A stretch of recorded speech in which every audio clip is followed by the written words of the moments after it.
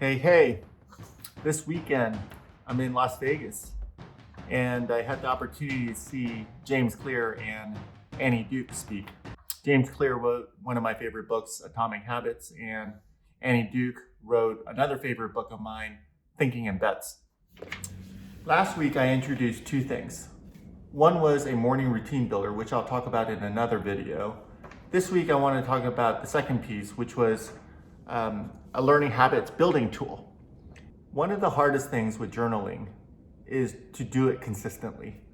I always screw it up. In this case, I've been doing it pretty well. I usually end up doing it 3 to 5 times a week. I definitely see a dramatic improvement in my week when I do it more consistently.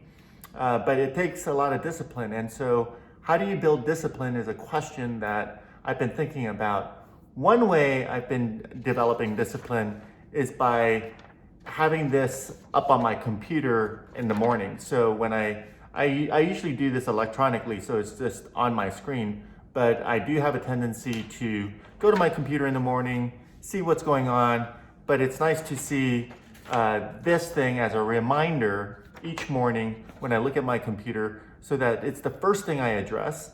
And so that's really helped me create the discipline to continue to journal. So here's James reinforcing some of the ideas that I just talked about, but he just says it so much better. So enjoy. This is live video footage that I captured today for you guys.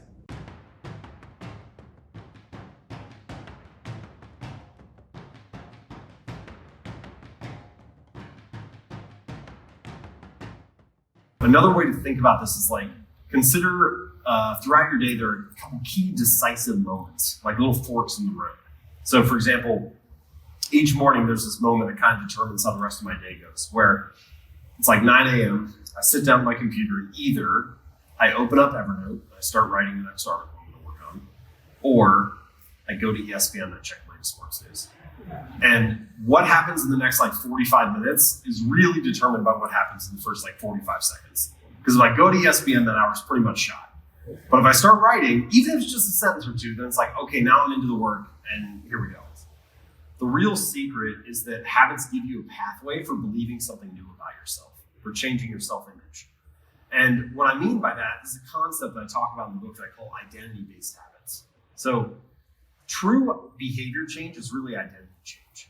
What I mean is when you start to look at yourself in a new way, when you start to assign a new identity to yourself, you're not even really pursuing behavior change anymore. You're just acting in alignment with the type of person you already see yourself to be. In other words, it's one thing to say, I'm the type of person who wants this.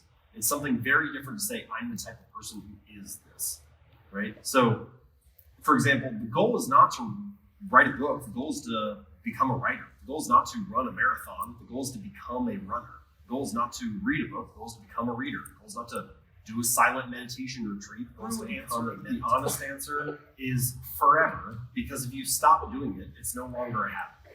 And so there is no before and after, there's only before and during. And the key here is to not look at your habits as a finish line to be crossed, but as a lifestyle to be lived.